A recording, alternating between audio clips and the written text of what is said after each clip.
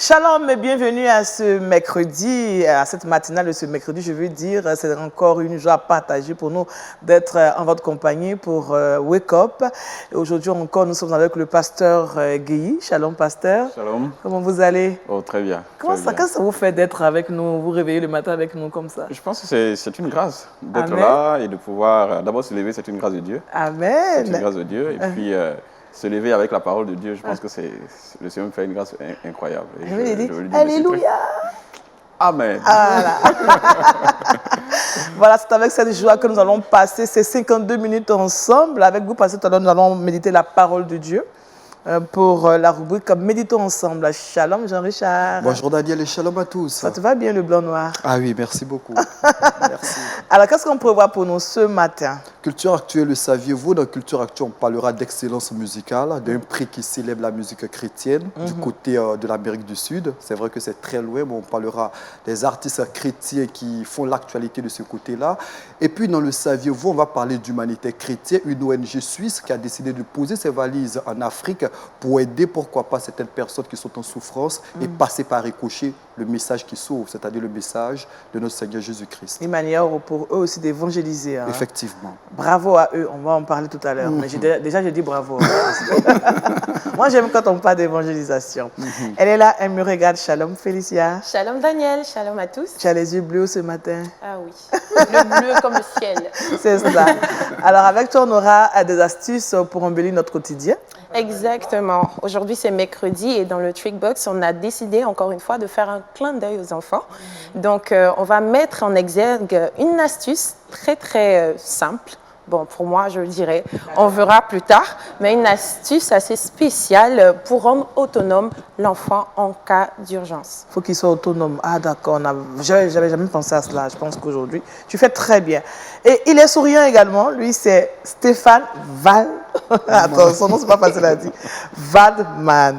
Shalom. L'homme de la forêt. L'homme de la forêt. Ah, d'accord. Alors, bienvenue encore sur ce plateau. Merci. Comment vous allez? Ça va très bien, merci bien. Et ces séjours en Côte d'Ivoire? Ça se passe comme si j'étais chez moi. Ah oui? Qu'est-ce que vous mangez déjà ici depuis que vous êtes là? Je mange du poisson, je mange du foufou. Ah bon? Je mange des bananes, je mange des ananas, je mange de tout. Le foufou, d'accord, ok. On va en parler après l'émission. J'ai l'impression que toi aussi tu aimes bien. Mais il y a le foufou en Ivoire, en Côte d'Ivoire, mais il y a le foufou par exemple au Congo, où j'ai été. C'est différent, hein, c'est différent. Au Congo, c'est la pâte là-bas de maïs, je crois. Du manioc. Ça peut aussi être du maïs. D'accord. Et ici, c'est la boulette de banane. Je dis, je préfère le foufou ivoirien. Ah, parce qu'il est sucré. Voilà, un petit peu, oui. Voilà, en tout cas, merci d'avoir choisi la Côte d'Ivoire. Hein. C'est un très beau pays, n'est-ce pas? Très beau. Et on mange bien, on est à l'aise, on se réveille bien. Et les gens sont très sympathiques. Comme le pasteur Guéhi. Voilà. Voilà, nous sommes tous sympas sur ce plateau. Nous également, nous souhaitons que vous soyez également très heureux en nous regardant parce que vous le savez, c'est ça, nous vous communiquons la joie pour que votre journée soit une journée parfaite dans le Seigneur Jésus-Christ. Sans plus attendre, nous allons partir pour la méditation parce que c'est de ça que nous avons besoin pour bien démarrer notre journée. Tout de suite, méditons ensemble.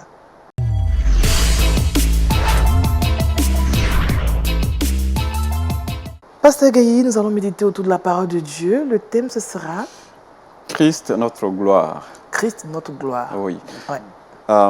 Il faut dire qu'il y a quand même depuis un certain temps où j'ai commencé à réfléchir sur des textes qui nous ramènent à l'essentiel de notre foi, de notre marche avec le Seigneur. L'essentiel qui motive nos actions, nos décisions, notre manière de marcher avec le Seigneur. Je pense que c'est des choses qui sont assez importantes. Dans un contexte de pression de toutes parts, il est important de revenir au fondement de notre foi, de ce qui nous permet d'être attachés à notre Dieu, ce sur quoi nous devons nous appuyer.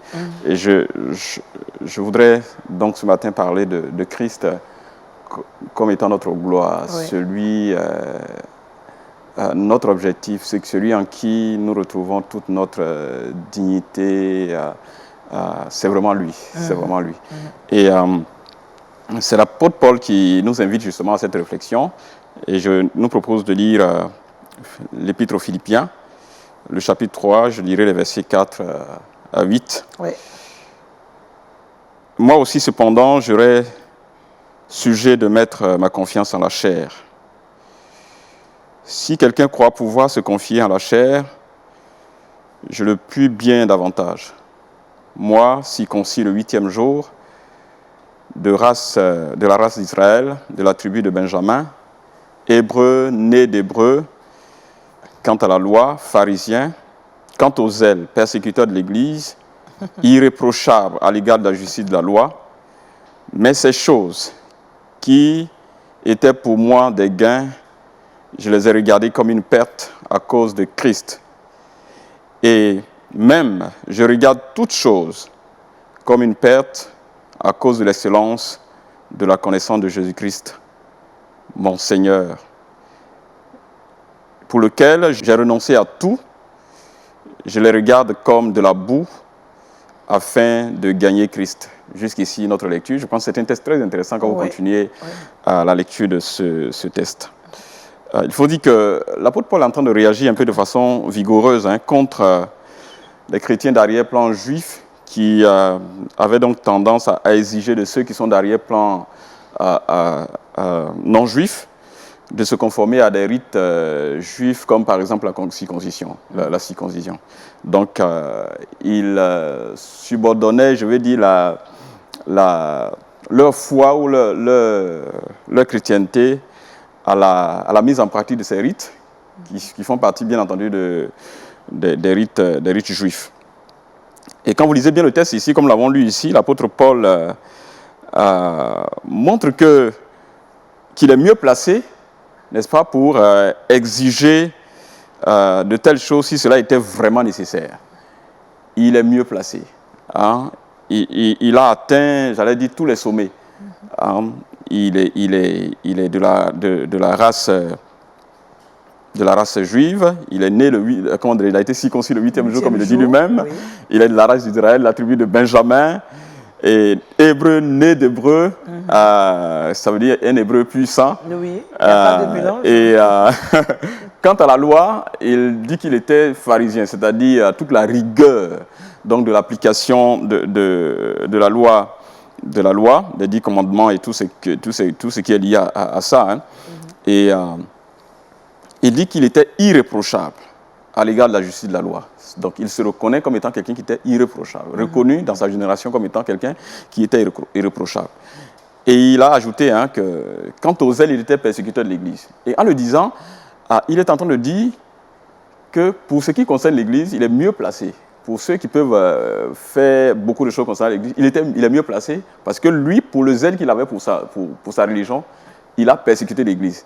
Donc, il est mieux placé que toutes ces personnes qui sont en quelque sorte en train d'embrouiller l'Église, il est mieux placé pour lui enseigner de telles choses. C'est ça. Et ça, c'est tellement important. Donc, il veut simplement leur dire, mais ça ne sauve même personne, ça.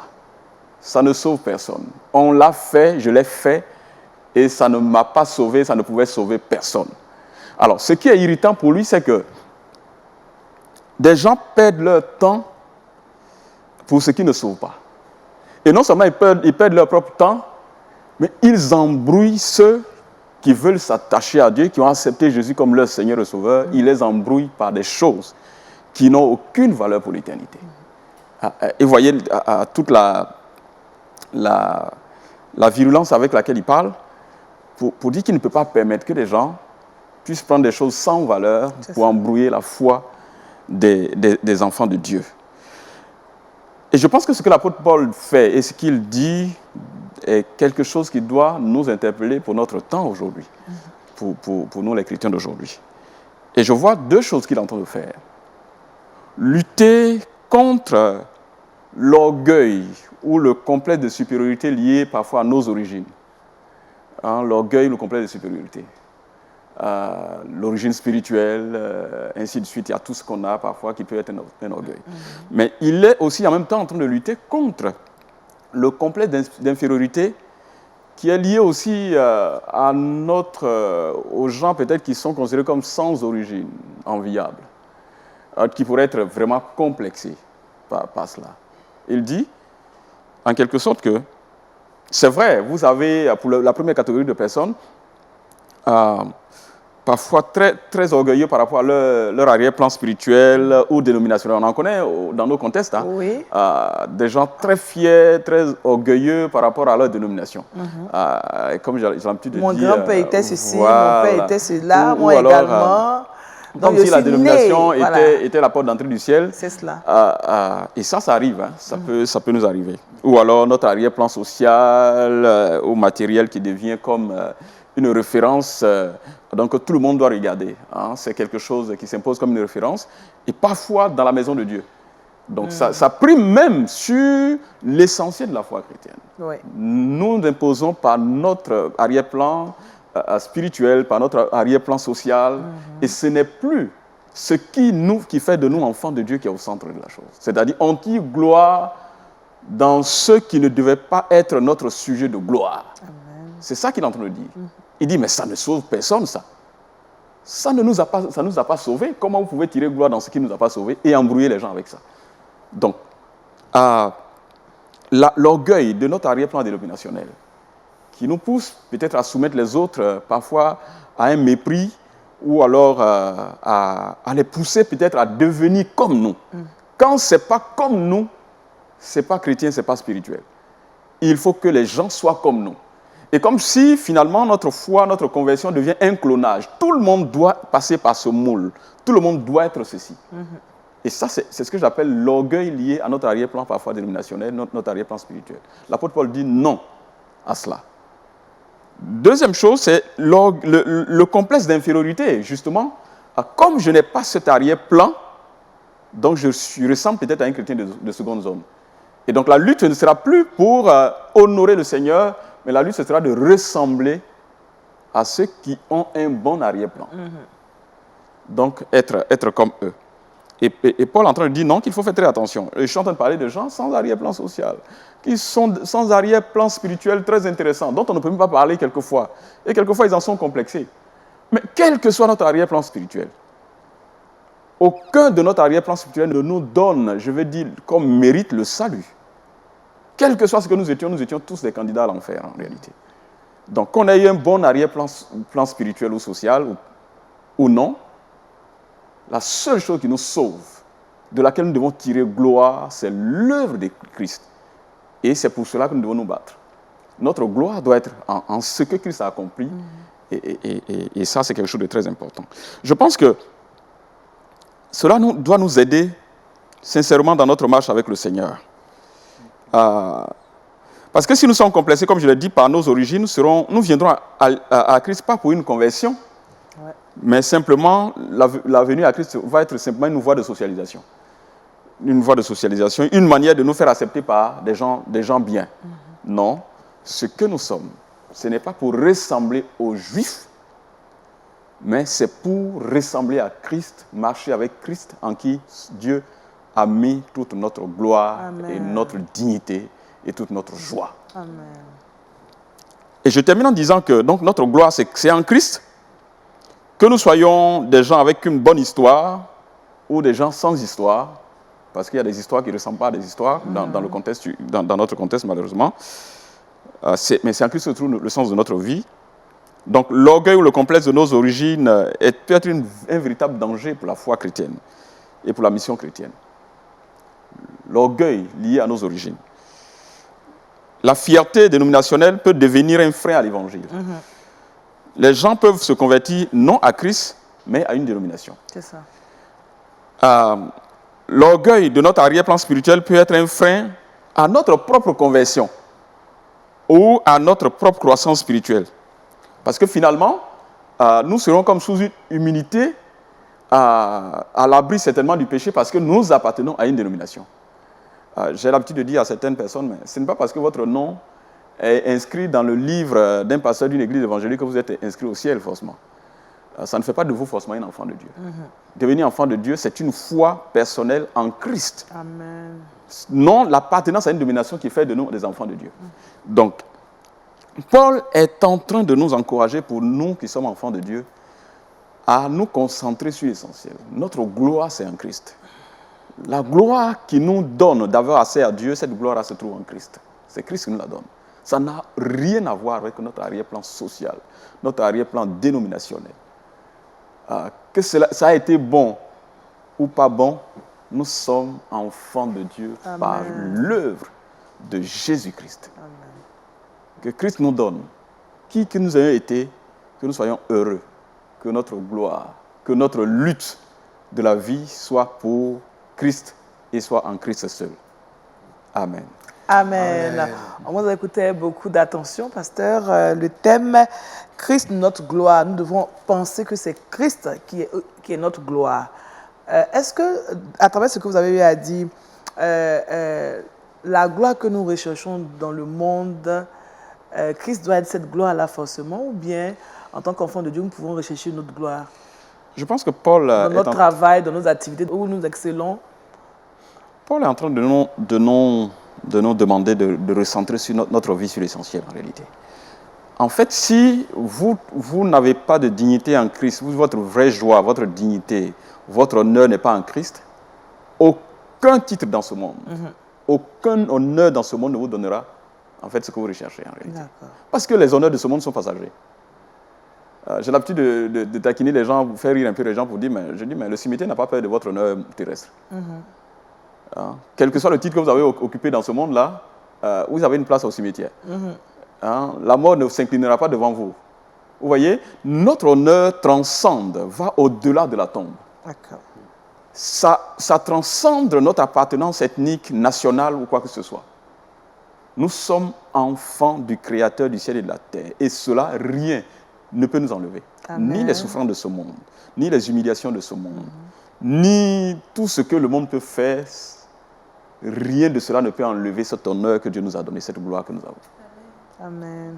Pasteur, vous avez abordé un sujet assez important, le sujet de la dénomination. Qu'on le veuille ou pas, cela suscite par moments de la controverse. On voit des enfants qui ont été par moments rejetés par leur famille parce que tout simplement ils ont changé de dénomination. Vous, le pasteur, quel message passer à ce type de parents?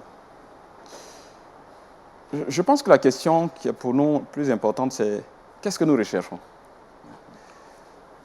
Recherchons-nous un honneur terrestre ou recherchons-nous le salut des gens? C'est vrai, nous aurons souhaité que nos enfants soient avec nous. Mais vous savez, la dernière fois, notre frère Stéphane a dit quelque chose de très important. Vous savez qu'il arrive que même en famille, les enfants deviennent très très récalcitrants, tels difficiles à écouter leurs parents. Si mes enfants ne peuvent pas m'écouter et qu'ils ont l'opportunité d'entendre la voix du Seigneur dans une autre bouche venant d'une autre dénomination et qu'ils se convertissent, c'est une grande joie pour moi. Vous voyez, je ne suis pas en train de bâtir le royaume de ma dénomination au ciel. Ça n'existe pas au ciel. Mais au ciel se trouvent ceux qui ont accepté Christ comme leur Seigneur et Sauveur. Amen. Peu importe notre dénomination. L'essentiel, est-ce qu'il a accepté Christ comme le Seigneur et Sauveur? Parfois, vos enfants peuvent vous fuir parce que la vie que vous leur présentez ne les encourage pas à suivre le Jésus que vous suivez. Alors, y a-t-il un problème que quelqu'un d'autre puisse leur annoncer l'évangile, qui ne soit pas de notre dénomination, et que ses enfants puissent se donner au Seigneur? Je pense qu'il faut plutôt bénir le Seigneur pour cela. On va prier, pasteur. Et ce n'est pas seulement ça, c'est aussi pour le développement de la croissance spirituelle. Oui. Parce que le salut, c'est une chose, mais après, il faut continuer à marcher, il faut grandir dans la foi. Et je pense que moi, je suis né dans une dénomination chrétienne, je ne dirais pas laquelle, mais on croyait que nous, on est les seuls.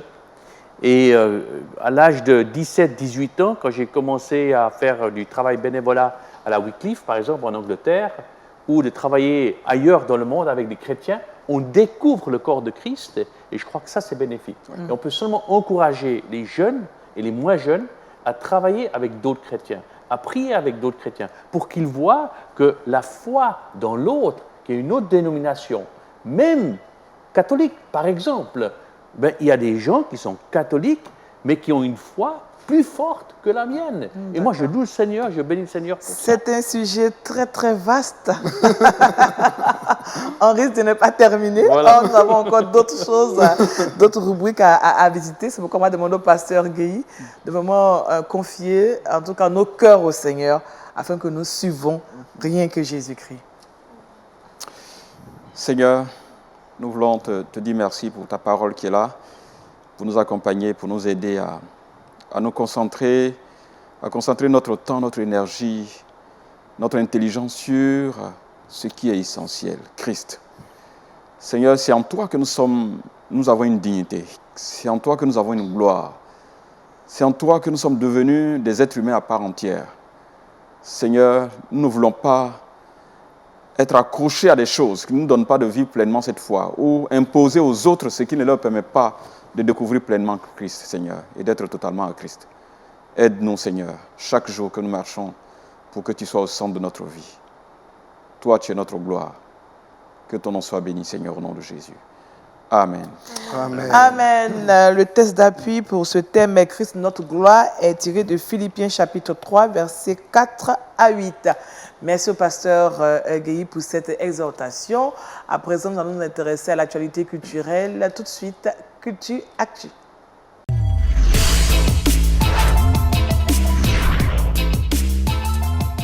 Jean-Richard, tu nous conduis dans une autre sphère. J'ai dit d'entrée de jeu que j'ai décidé de parler d'excellence musicale. Vous le savez, depuis plusieurs mois, nous nous sommes évertués à présenter plusieurs prix qui célèbrent la musique chrétienne. Oui. Aujourd'hui, il en existe plusieurs. On a présenté ici les GMA Dove, les Stella Awards, les Billboard Music Awards, Africa Gospel Music. Il y a tellement de prix qui célèbrent la musique chrétienne aujourd'hui. Mais en ce jour, j'ai décidé de m'arrêter sur un prix. C'est les Premios APA. Nous marquons ce arrêt parce qu'on connaît désormais la date de l'édition de 2019. On connaît également les nominés. Avant de livrer cette date, soit dit en passant que les Premios APA, c'est une célébration des meilleurs du gospel hispanophone, si vous préférez, des meilleurs de la musique gospel espagnole. Les Premios APA sont une célébration musicale qui ont vu le jour du côté du Mexique, qui est une émanation de une société, d'une académie qu'on appelle l'Académie nationale de la musique et des arts chrétiens. Une académie qui existe, je l'ai dit, du côté du Mexique. L'objectif est de mettre en lumière le travail des artistes et de promouvoir surtout la musique chrétienne et principalement la musique chrétienne en langue espagnole. Plusieurs prix sont décernés depuis de nombreuses années, j'y arrive, en langue officielle espagnole. Et ce prix a lieu chaque année du côté du Mexico, qui est la capitale du Mexique. Il faut rappeler que c'est en 2003 que l'idée naît, que c'est un nombre de personnes décident de célébrer la musique gospel du côté en langue espagnole. Oui. Donc depuis 2003, voilà donc 16 ans aujourd'hui que la cérémonie a pignon sur rue. Et aujourd'hui, on reconnaît dans cette célébration la musique rock, on reconnaît également le hip-hop chrétien, la pop chrétienne, le gospel. Et depuis de nombreuses années, les Premios APA font partie de ce qu'on appelle le summum des célébrations de la musique chrétienne. Figurez-vous que cette académie est basée, c'est vrai, en Amérique du Sud, mais il y a des représentations un peu partout dans le monde pour voir ce que véritablement les artistes chrétiens en langue espagnole font à travers le monde. Qu'est-ce là? Eh bien, la date de l'édition de 2019 est connue. Eh bien, ce sera du côté du Mexique, le 21 novembre prochain. On aura les meilleurs de la musique chrétienne en langue espagnole. 22 catégories sont concernées. On aura la chanson de l'année. Il y a certaines supputations déjà. On parle de Christine de Clario. Certaines personnes ne la connaissent pas, mais c'est une grande voix de la musique gospel espagnole. On parle des artistes tels que Daniel Calvetti, Daniela Montero, de grandes voix qui seront célébrées ce jour-là. Ce qu'il faut retenir tout simplement, c'est qu'aujourd'hui, il y a plusieurs prix dans la sphère musicale chrétienne et la musique espagnole n'est pas en reste. Il existe un prix qu'on appelle les Premios ARPA qui célèbre l'excellence musicale gospel en langue espagnole et l'édition 2019 aura lieu du côté de Mexico le 21 novembre prochain. Nous on sera juste derrière pour donner pourquoi pas les meilleurs artistes en langue espagnole. Mais déjà, je tiens à préciser, Daniel, pour ceux qui nous regardent, de pourquoi pas, c'est vrai que par moment, on ne permet pas aux uns aux autres d'écouter de la musique chrétienne en langue espagnole. Je vous propose un petit medley, une petite centaine de grandes voix de la musique espagnole. Regardez. Hambrientos por tu presencia, Cristo, Cristo, sedientos de tu gloria, Cristo, Cristo.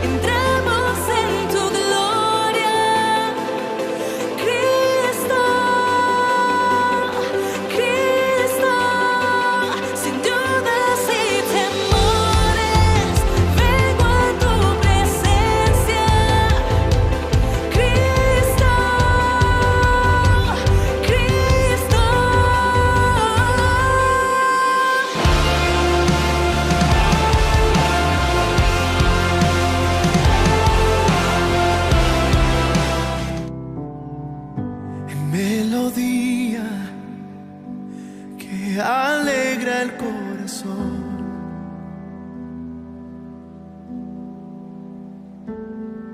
Hoy levantamos un nuevo canto, tú cambiaste nuestro corazón por amor.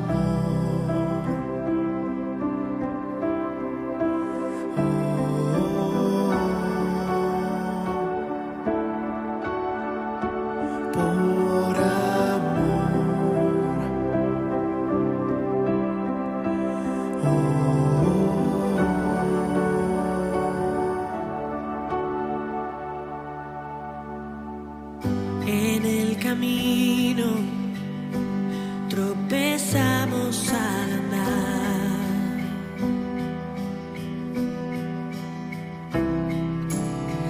mas por tu gracia nos regresas a tu hogar.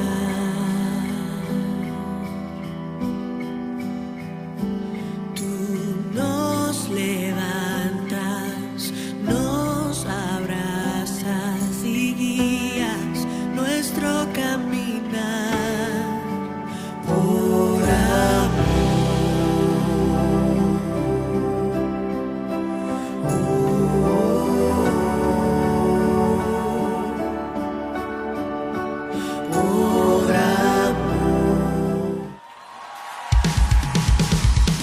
Buenas tardes.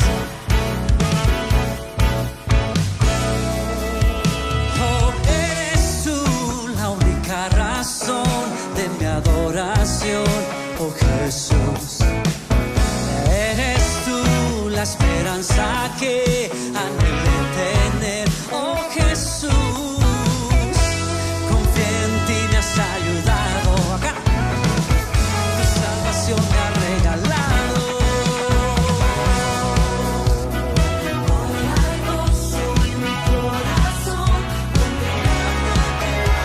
Vamos, se lo conoce. Te alabaré. Dígaselo. Te glorificaré. Te alabaré, mi buen Jesús. Te alabaré. Te glorificaré. Te alabaré, mi buen Jesús.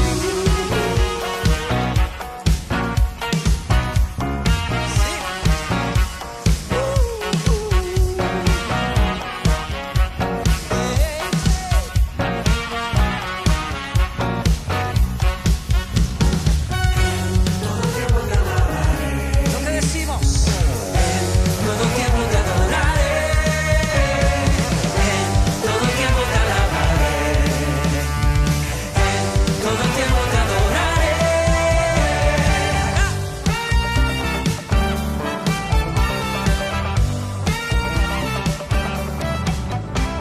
Puedes alabarnos, Señor, darte gloria, honra y honor.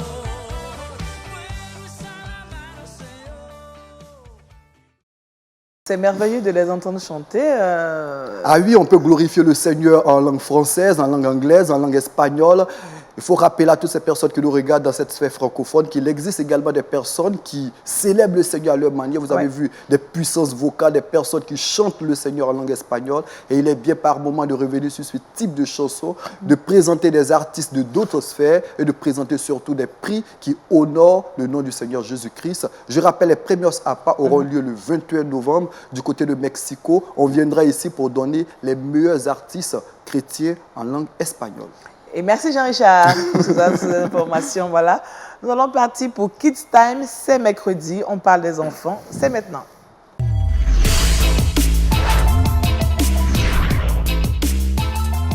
Et nous retrouvons Stéphane Waldman. Avec lui, nous parlons encore des enfants. Comment transmettre l'évangile aux enfants.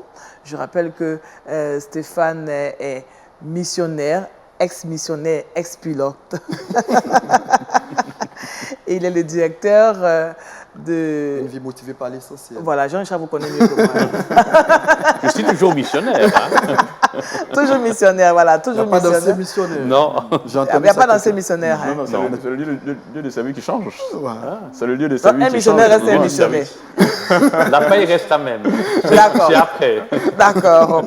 Et puis, avec Stéphane, on parle de comment transmettre l'évangile aux enfants. Aujourd'hui, on va faire la part belle à ceux de 12 à 18 ans. Mais déjà, on a eu à vous recevoir ici. Est-ce qu'on peut faire un récap de ce qu'on a eu à dire concernant justement ce thème? Voilà, donc transmettre l'évangile aux enfants, ou plutôt comment faire pour qu'ils ressemblent à Christ. Parce que c'est ça le but final, c'est pas seulement qu'ils croient en Jésus, mais c'est qu'ils viennent de plus en plus semblables à Jésus-Christ. Ça, c'était le plan A depuis la création, faisons l'homme à notre image, à notre ressemblance. Donc, on avait parlé d'une philosophie d'instruction basée sur 5 domaines consécutifs et chronologiques. La première, c'est la connaissance, c'est les matériaux de base, c'est les histoires de la Bible.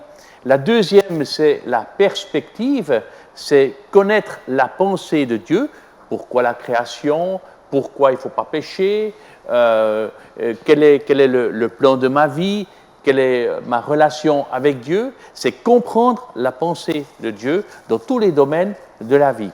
Et ça, c'est aussi à la base d'histoire, à la base avec l'aide de personnages bibliques qu'on inculque, qu'on essaye d'inculquer ça aux enfants.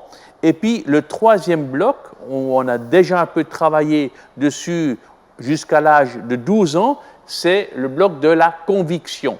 Et la conviction, c'est comme un muscle qui doit se développer, n'est-ce pas, et qui doit être exercé pour que, dans le cas où on doit l'utiliser, eh bien, on sait comment faire, n'est-ce pas? Quand la plaque est chaude, on sait qu'on doit faire comme ça. Mais si on n'est jamais habilité à faire ce mouvement-là, ben, on ne saura pas retirer la main de façon rapide. Donc, c'est quelque chose qui doit s'exercer. Et là, on entre dans l'âge de la préadolescence, à l'âge de 12 ans, 13 ans. Hein, les jeunes filles, elles commencent à se développer. Les hommes, ils commencent à parler un peu comme ça. Ils ne savent plus qui ils sont, n'est-ce pas? Et avant, on voulait toujours être comme papa et maman. Oui. Et maintenant, on dit non, non, ça, non, reste là-bas. Non, ça, c'est mes copains, mais il ne faut pas qu'ils sachent que toi, tu es déjà vieux et que non, c'est mes amis. Et on veut se faire reconnaître par nos amis. Et puis, alors, c'est pour ça qu'en fait, les jeunes, souvent, ils touchent à tout, l'alcool, la drogue, malheureusement, les jeux, la pornographie, des problématiques qu'à la maison, ben, on ne sait pas. On pense que, ah oui, ils écoutent bien la Bible, ils viennent avec nous à l'église, puis en fait, derrière la scène, on ne sait pas ce qui se passe. Mais par contre, on compte beaucoup sur l'appui de ceux qui travaillent parmi la jeunesse. Il faut beaucoup prier pour eux. Parce que de l'âge de 12 à 15 ans, il faut parler des problèmes de la jeunesse. Alors les jeunes, nous, on aime bien avoir un programme pour eux, puis dire, on va parler de la Bible. Mais en fait, je vous propose de leur dire, de quoi voulez-vous parler? Et alors, ils pourraient nous dire, parle-nous de la banque, de l'argent, parle-nous de la sexualité, parle-nous des abus, parle-nous de la lessive, comment réparer un pneu, etc.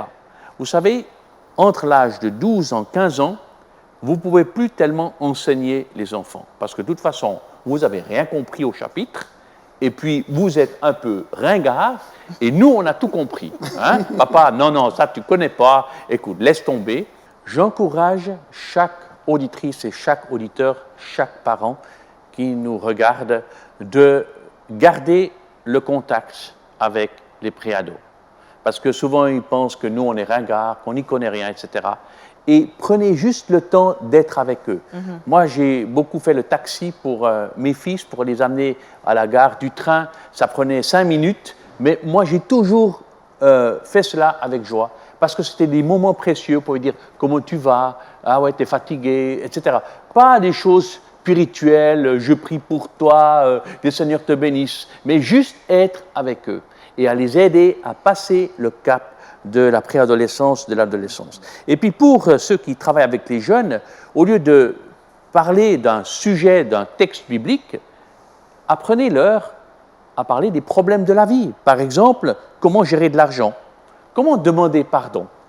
Par exemple, comment donner la dîme, comment passer du temps avec Dieu, comment gérer des relations, comment gérer le temps.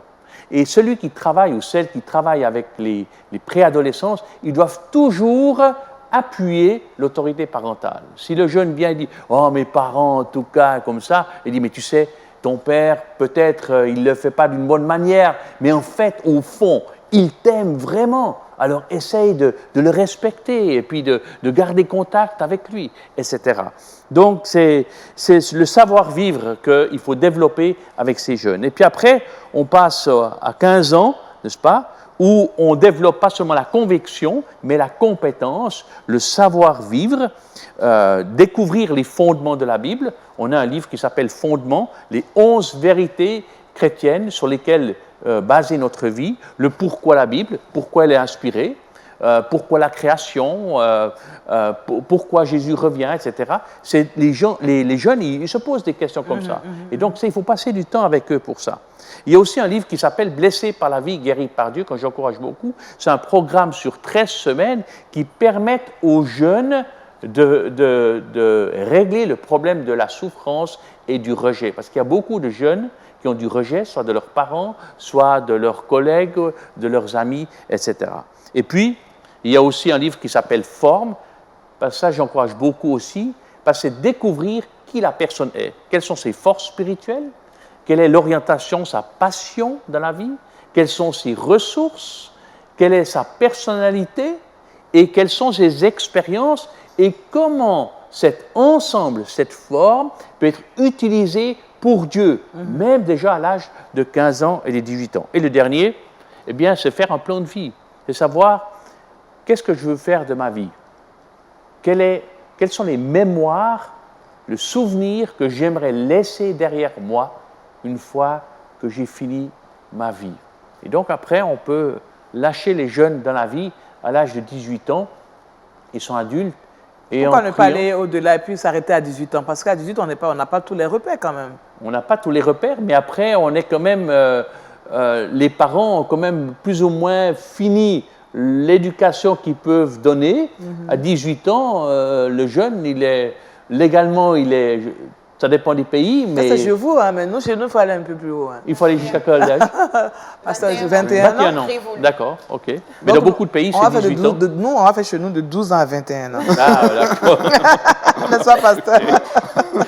Mais c'est vrai, ça reste toujours nos enfants, mais après, vous savez, les enfants, jusqu'à 12 ans, on peut leur dire, il faut faire comme ci, faire comme ça. Après, on peut leur suggérer. D'accord. Et on est toujours là. Moi, mon fils, il a même 26 ans. Souvent, il me envoie un WhatsApp et il dit « Papa, il faut faire comment ?» Je réponds toujours. Il faut être là, à disposition, mais pas être intriguant et dire « Tu fais quoi ce soir ?» ou « Tu vas où ce week-end ?» etc. Et les laisser venir à nous et toujours être là, à disposition et prier pour eux. Surtout prier pour eux. Oui, prier pour eux tous les jours. Mais comment prier pour eux quand ils ne sont pas là? Prier pour eux, c'est demander que le Seigneur les conduise et puis les éclaire dans leur choix de vie, dans leur choix d'un partenaire pour la vie, dans le choix d'une profession, dans le choix où il faut travailler, et puis aussi dans leur... Vous savez, mon fils, le deuxième fils, a dit « Papa, c'est quand que tu auras un métier où tu vas gagner de l'argent. » OK? Pourtant, on avait toujours à manger. Et après, lui-même, il a voulu faire avec Jeunesse en Mission. Il est en Nouvelle-Zélande. Il a payé son voyage tout seul. Et quand il est revenu, il m'a dit « Papa, asseye-toi ici. Comment je peux prier pour toi ?» Quand vous voyez ça, vous fondez en larmes. Vous dites « Mais voilà ce que Dieu a fait. » Amen. Et donc, il faut... Au début, vous savez, l'adolescence, ça passe ou ça casse. Mais il faut perdurer. Il faut prier. Il faut toujours être là. Faut, quand la vaisselle est cassée, je ne dis pas qu'il casse la vaisselle, mais quand il y a des débris, il faut nettoyer, il ne faut pas être rancunier, il faut pardonner, et puis il faut continuer. Et puis, c'est la grâce de Dieu. Amen. Stéphane Waldman, on apprend vraiment beaucoup de choses avec vous sur ce thème, comment transmettre l'évangile aux enfants. Je remarque aussi qu'il faut être aussi patient avec les enfants, parce que, en dépit de tout, c'est nous qui sommes parents. Donc, mais Dieu nous forme par la patience avec les enfants. C'est ça. Parce qu'il y a des parents qui ne sont pas du tout patients. Ouais. Moi, je te dis de faire ça tout de suite, tu dois le faire. C'est pas normal. C'est pas normal, hein? Ben, après, ça dépend, il a des limites. D'accord. Donc la patience, ce n'est pas forcément laisser aller. Oui. Il faut avoir des limites. Ok. Parce que vous savez, l'enfant, le jeune, aujourd'hui, il cherche des limites. Avant, dans les années 60, 70, on laissait tout aller. On disait non, mais le jeune, il doit décider lui-même. On dit même, on ne doit pas forcer le jeune à aller à l'église. Mais vous savez, mon fils, à l'âge de 16 ans, il m'a dit, papa, liberté religieuse. Je ne vais plus à l'église. Comment? Hein? Liberté religieuse à 16 ans. En Suisse, c'est liberté religieuse. Papa, je ne veux plus aller au culte le dimanche. Alors, je me suis dit, bon, je pense qu'il me teste un petit peu. Et dit, écoute, Paul, tant que tu es chez moi, sous ce toit, tu viens avec moi à l'église. Heureusement que j'ai fait. Et puis, vous savez, après, à l'âge de 18 ans, il dit, papa, OK, je vais au groupe de jeunes, mais à 22h00, tu viens me chercher. Je ne reste pas avec les jeunes. OK? J'ai fait le taxi, amené à 19h, cherché à 22h. Si je n'étais pas là à 22h05, il m'appelait, t'es où? Donc l'autorité parentale joue aussi pour voilà. beaucoup. Et tout d'un coup, ça a changé. Papa, non, je reste avec mes amis. Et il rentrait à 23h avec les autres, avec son frère. Vous voyez, donc c'est... Et vous savez, chaque enfant est différent. Et je pense qu'il n'y a pas de règle qu'on peut dire il faut faire comme ci ou comme ça. Je pense qu'on doit avoir une relation intime avec notre Père dans le ciel, avec notre Seigneur Jésus-Christ, pour savoir, pour lui demander comment il faut agir dans cette situation. Et c'est ça la clé. Amen. Et ce sera aussi votre mot de fin. Voilà. Merci beaucoup. Comment transmettre l'évangile aux enfants? Aujourd'hui, on a parlé de ceux de 12 à 18 ans. Même on peut aller un peu au-delà, puisqu'on est en Afrique, on va jusqu'à 21 ans. Donc on peut faire de 12 jusqu'à 21 ans quand même. Vous le permettez? Tout à fait, mais bien sûr. Ça reste nos enfants. C'était donc la rubrique Kids Time. Nous avons reçu Stéphane, qui était notre invité avec qui nous avons pu bien parler. J'espère que vous avez pris bonne note. Nous changeons maintenant de cap pour retrouver Félicia et maintenant c'est le Trick Box.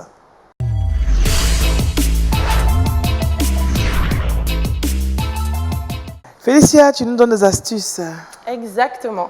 Aujourd'hui, je veux partager une histoire avec vous. D'accord. Que j'ai Comme écoutée. l'a fait Stéphane tout à l'heure. Hein.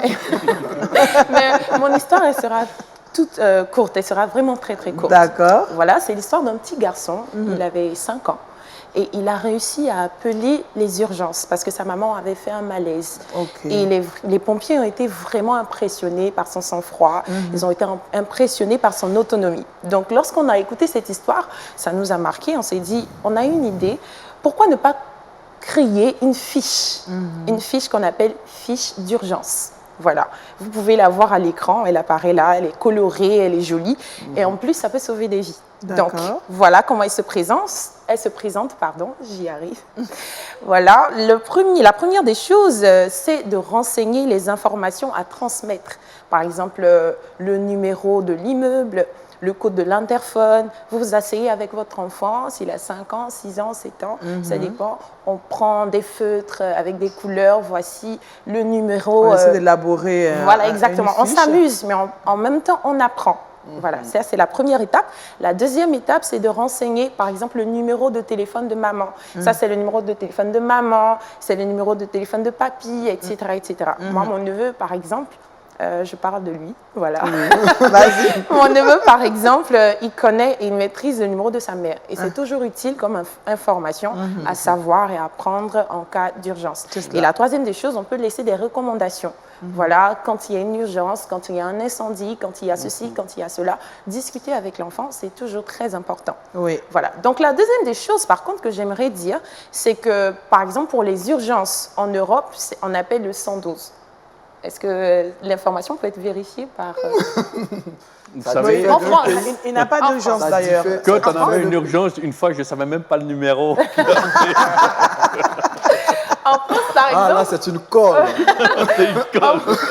Non, les parents doivent savoir ce genre de choses. C'est ça. C'est très important. On y prépare attention. Voilà, les numéros verts. Donc, j'ai fait une recherche par rapport à la Côte d'Ivoire et j'ai vu quelques numéros assez utiles à appeler. Est-ce que je peux les donner quand même très rapidement?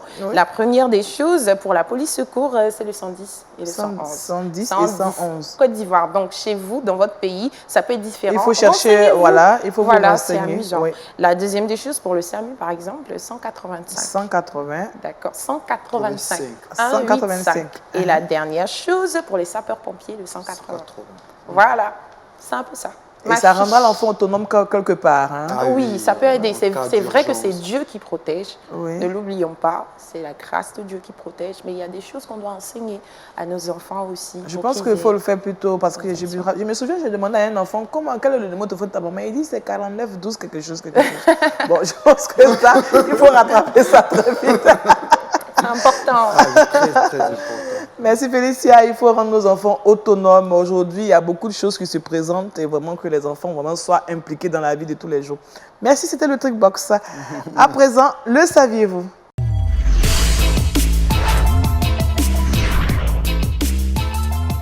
Jean-Richard, tu nous conduis quelque part dans le monde? Ah oui, pour parler surtout d'humanité chrétienne. Je commencerai par cette question. Connaissez-vous l'ONG, la mission chrétienne pour aveugles, en abrégé CBM? Non, pas vraiment. oui. Ah Je oui, pense que Stéphane, Mission Stéphane va Braille le à mettre. Vevey, en Suisse, Ah oui. à côté de chez moi. Eh bien, cette mission a attiré notre attention parce qu'elle a collecté plus de 9 millions de dollars, soit 4 milliards de francs CFA, pour venir en aide à un pays, le Rwanda. 4 milliards. Et du mois de février dernier au mois de mai dernier, elle a mobilisé ses fonds, Wow. figurez-vous, pour aider non seulement les zones assez reculées du Rwanda, ces personnes qui ont des difficultés à se soigner, des personnes qui ont des problèmes d'yeux, des handicaps. Elle aide également des personnes qui ont des difficultés à s'installer, qui ont des besoins sociétals. Véritablement, c'est une ONG qui fait beaucoup de bonnes choses. Et aujourd'hui, on a décidé de s'arrêter sur cette information. Figurez-vous que c'est une ONG qui a été créée il y a plus de 110 ans, qui a été créée par Ernest Christoffel. Voilà, plus de 110 ans. Et depuis lors, figurez-vous que pour l'année 2018, elle a aidé plus de 11 millions de personnes à travers le monde. Wow. 10 millions de personnes, à travers cette ONG, ont bénéficié d'examens ophtalmologiques. 819 000 personnes à travers le monde ont été opérées chirurgicalement par cette ONG. C'est pas rien. Près de 287 000 personnes vivant avec un handicap physique ont eu une assistance de cette ONG. 265 000 personnes handicapées au niveau des oreilles ont reçu des soins grâce à cette ONG. Et la dernière information, plus de 132 000 personnes à travers le monde qui sont dans des conditions de vie assez difficiles ont été aidés par cette ONG. Donc il faille par moment présenter ce type d'ONG. C'est vrai qu'on connaît World Vision, C'est une Mercy ONG Shields. chrétienne. Effectivement, Mission chrétienne pour aveugles située en Suisse, qui fait d'énormes bonnes choses. Elle sera en Afrique dans quelques semaines pour aider le peuple rwandais, consultation ophtalmologique. Il faut prier pour ce type de personnes, pour ce type d'ONG, Oui. à travers les différentes actions qu'ils mènent à travers le monde. Je pense que c'est aussi ça la mission hein, que Christ nous a confiée. Même si nous partons prêcher l'évangile, nous devons aussi aider, n'est-ce pas, ceux qui Tout en à ont fait. besoin.